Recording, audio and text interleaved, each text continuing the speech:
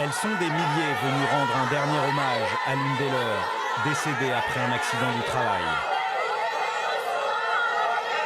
Elle a été écrasée sous le poids de la charge qu'elle transportait. Ces femmes en colère, on les appelle les femmes mulets. Un scandale aux portes de l'Europe. Des êtres humains transformés en bêtes de somme qui transportent d'énormes ballots de marchandises pesant entre 60 et 80 kilos. Elles seraient plus de 12 000 à faire ce métier. Certaines ont plus de 60 ans.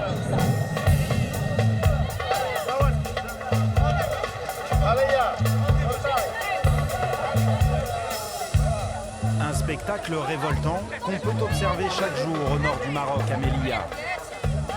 Une enclave espagnole, un petit bout d'Union européenne en Afrique du Nord. Une frontière marquée par ces murs de grillage de 5 mètres de haut. De l'autre côté, nous voici donc en Europe. Ce territoire d'à peine 14 km² est une plaque tournante du commerce nord-sud. Chaque jour, des cargos y déchargent des tonnes de marchandises. Dans ces entrepôts, des chaussures, des couvertures, des boîtes de conserve et même des pneus qui attendent d'être revendus en Afrique. Les commerçants viennent ici, côté espagnol, récupérer leurs marchandises. Aujourd'hui, ce sont des couvertures qui viennent de Chine. Ça, c'est de la bonne gamelote, mon gars. Mais elles ne vont pas passer la frontière marocaine emballées dans leurs cartons. Les commerçants les déballent et les compactent pour en transporter le maximum à dos d'homme. Tout ça, c'est une histoire d'argent, car il y a une faille dans la législation marocaine. Les douaniers ne taxent que les marchandises qui entrent au Maroc par camion. À pied, c'est gratuit. Si on laissait ces couvertures dans des cartons comme celui-ci, les douaniers nous taxeraient. Alors qu'en petit ballot, ils ne regardent même pas la marchandise.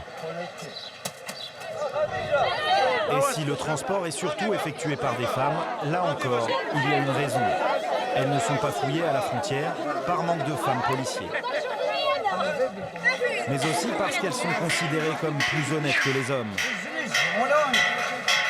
Du coup, elles passent la frontière très rapidement, alors que les hommes, eux, sont systématiquement fouillés par la douane, qui recherche drogue, armes et alcool dans leurs ballots. Certaines porteuses profitent même de leur féminité pour faire passer de la marchandise interdite, comme celle-ci qui cache de l'alcool sous sa djellaba.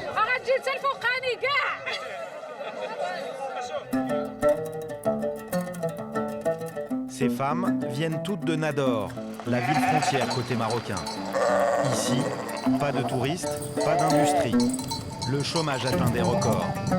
Ce métier épuisant, c'est leur seule source de revenus. Zoubida est l'une de ces femmes mulets. Elle est enceinte et n'a jamais cessé de travailler. Depuis peu, elle ressent des douleurs dans son bas-ventre. C'est la première fois qu'elle se rend chez un médecin. Depuis combien de temps tu es enceinte? Je ne sais pas exactement, mais je pense que ça doit faire près de 8 mois. Et à 8 mois de grossesse, tu travailles encore? Oui, je travaille. Dis-moi, tu portes beaucoup sur ton dos? Entre 60 et 80 kilos. Zoubida a 37 ans, elle transporte des ballots depuis plus de 12 ans. Ah, effectivement, tu es bien enceinte de 8 mois. Elle accouche dans un mois et elle espère bien que sa grossesse ne l'empêchera pas de travailler. Elle court le risque d'avoir une hémorragie, ce qui provoquerait une fausse couche. Et dans son état, c'est très dangereux. Elle risque vraiment d'y laisser sa vie. Ce travail pour elle, c'est une question de survie. Alors le lendemain matin, du côté espagnol de la frontière, à Melilla, nous ne sommes pas surpris de retrouver Zoubida. Malgré les risques de fausse couche, elle est quand même venue travailler. Enceinte ou pas, le commerçant qui l'emploie ne lui a pas donné le choix. Elle doit porter un ballot de 80 kilos. Je ne peux rien faire d'autre. Il n'y a pas de travail ici. Les commerçants, ils profitent de la pauvreté des gens comme nous. Si on n'était pas dans une telle misère, on pourrait trouver autre chose à faire que de porter ces paquets. C'est le départ. Les employés des commerçants hissent sur le dos des femmes mulets leur fardeau.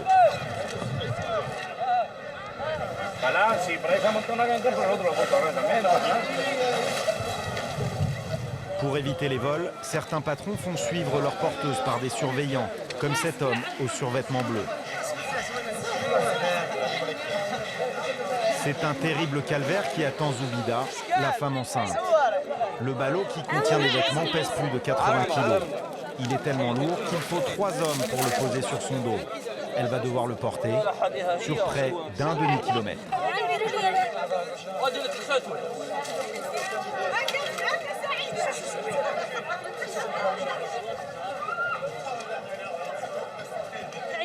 J'ai très mal au dos, c'est si lourd, ça fatigue trop. Ça me fait vraiment très mal. Je ne sens même pas mes pieds, j'ai l'impression qu'ils ne me portent plus.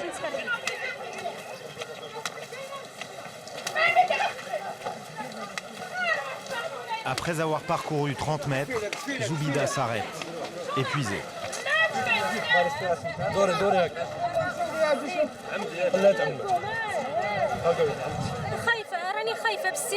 J'ai peur pour mon bébé.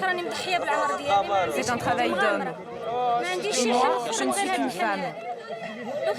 Il me détruit physiquement ce métier. Pour réguler les passages, les gardes espagnols bloquent souvent la sortie.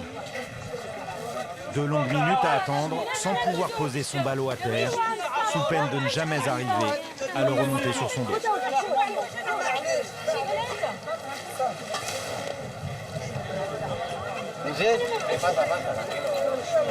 Au total, Zoubida aura mis 3 quarts d'heure pour parcourir les 500 mètres qui mènent à la frontière.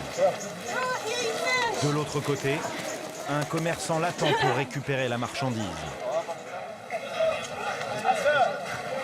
Son salaire, 5 € pour avoir transporté ce ballot. Zoubida arrive à faire 3 voyages par jour, ce qui lui rapporte 240 € par mois, le salaire moyen au Maroc. Cela lui permet de louer un petit 2 pièces dans cet immeuble de Nador, la ville frontière marocaine, et de nourrir ses 3 enfants. Shaïma, 8 ans, qui va à l'école, Hamid, 17 ans, au chômage, et Nassira, 15 ans, qui s'occupe de sa petite sœur quand sa mère travaille. Son mari, lui, n'a quasiment jamais travaillé. Encore une fois, tout repose sur ses épaules. Mon mari, il fait des petits boulots, quand il en trouve. Sinon, il est souvent au chômage.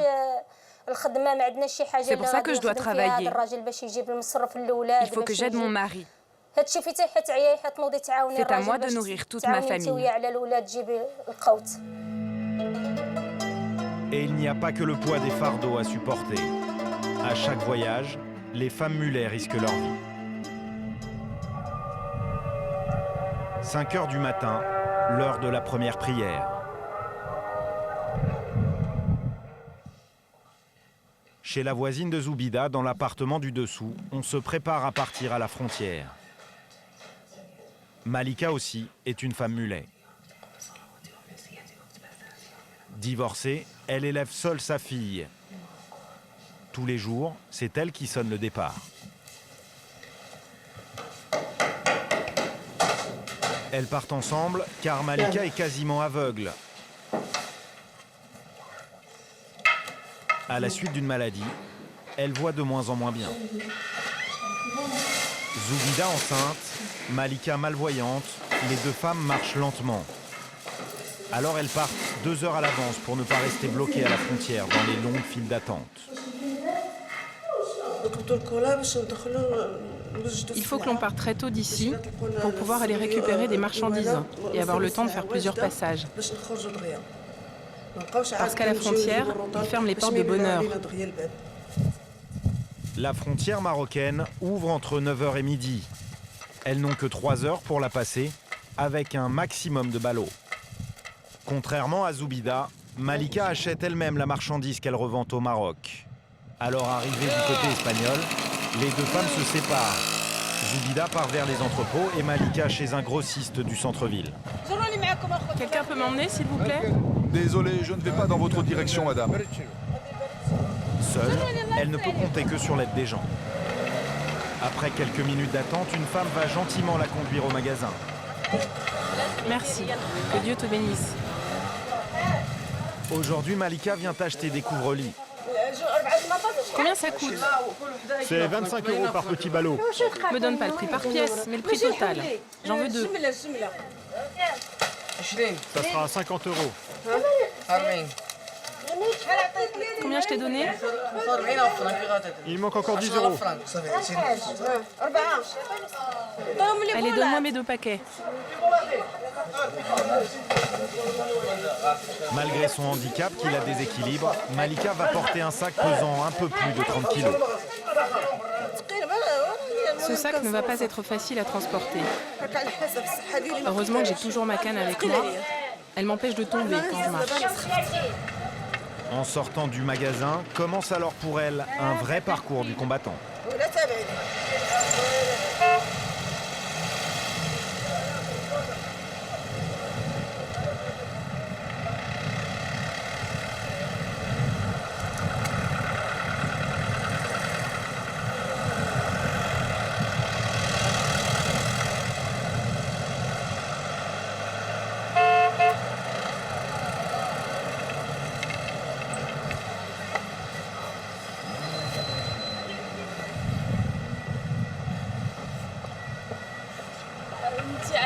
Vous êtes fatigué? J'en peux plus. Qu'est-ce qu'il y a? C'est mon cœur. Vous êtes malade? Oui, je suis stressée. Quand Malika arrive à la frontière, elle panique. Attends-moi! Attends-moi! Viens vite, dépêche-toi, dépêche-toi. Elle a mis trop de temps pour revenir du magasin et dans une demi-heure, les douaniers marocains vont fermer la frontière au transport de marchandises. Pas question pour eux de faire des heures supplémentaires.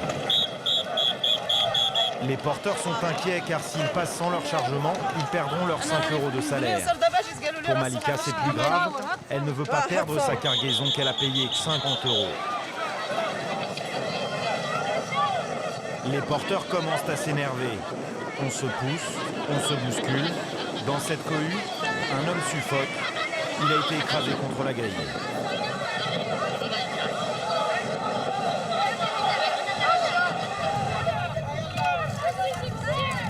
Il ne reste plus qu'un quart d'heure pour passer. C'est la panique.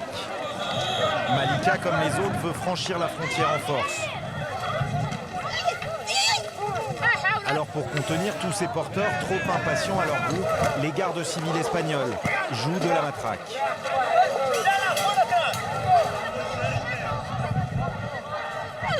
Je suis déjà tombée plusieurs fois et mes 2 genoux sont blessés.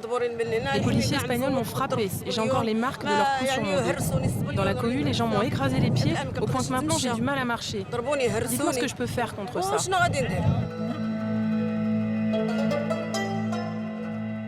Les douaniers espagnols et marocains sont souvent accusés de violence. Comme en témoignent ces photos de porteurs durement matraqués que nous a montré un avocat des droits de l'homme. Et c'est parfois plus grave. En un an, 3 femmes mulets sont mortes, étouffées dans des bousculades. Ici, on est comme des esclaves. Les femmes transportent de lourds paquets et elles se font frapper par derrière. Est-ce que c'est ça les droits de l'homme au XXIe siècle sur cette planète? Taxer autant le transport à dos d'hommes que les camions serait peut-être le moyen de mettre un terme à cette situation. Mais pour l'instant, les autorités espagnoles et marocaines s'y refusent. Car cela reviendrait à supprimer le gagne-pain de milliers de personnes. Comme celui de Malika, qui ce jour-là réussira au dernier moment à passer la frontière et gagner quelques euros.